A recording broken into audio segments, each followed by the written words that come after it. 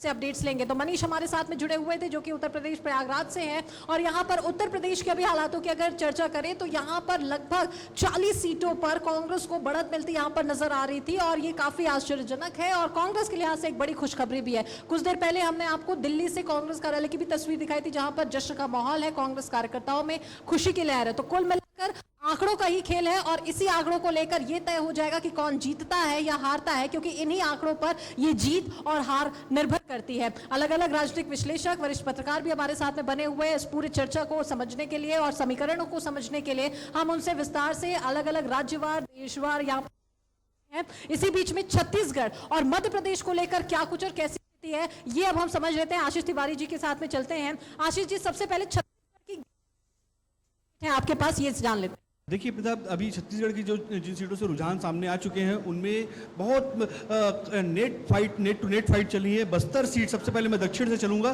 Bastar seat में भाजपा प्रत्याशी महेश कश्यप सिर्फ 48 वोटों से आगे चल रहे हैं। कांकेर सीट से भोजराजनाथ भाजपा प्रत्याशी 1230 वोट से आगे चल रहे हैं। महासमुंद से रूप कुमारी चौधरी 2000 वोटों से आगे चल रही हैं।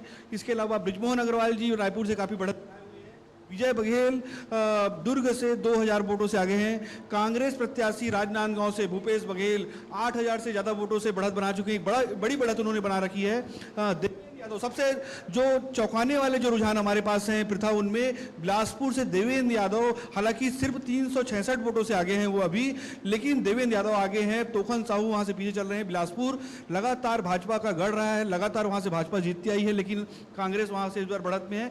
कोरबा से बहुत नेट टू नेट फाइट चल रही है दो बड़ी नेत्रियों के बीच, ज्योत्सना महंत और सरोज पांडे के बीच चल रहा था मुकाबला। वहां पर सिर्फ 500 वोटों से ज्योत्सना महंत आगे हैं इस वक्त।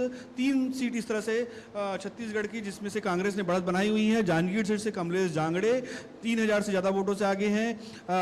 राधेश्याम राठिया रायगढ़ से 9000 से ज़्यादा वोटों से आगे चल रहे हैं। चिंतामणि महाराज जो कांग्रेस छोड़कर भाजपा प्रवेश किए थे 1500 वोटों से आगे चल रहे हैं इस वक्त सरगुजा से।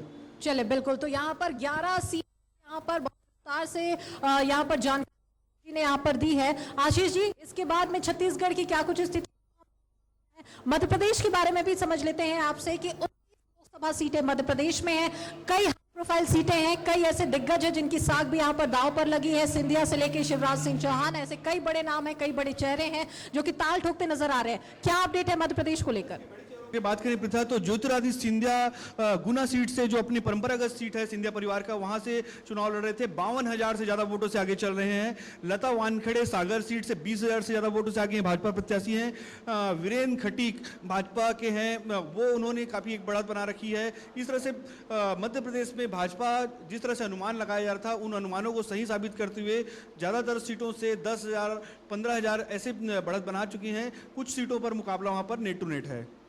बिल्कुल, तो यहाँ पर भी काफी कांटे की टक्कर देखने को मिल रही है और कई हाई प्रोफाइल सीट की अगर बात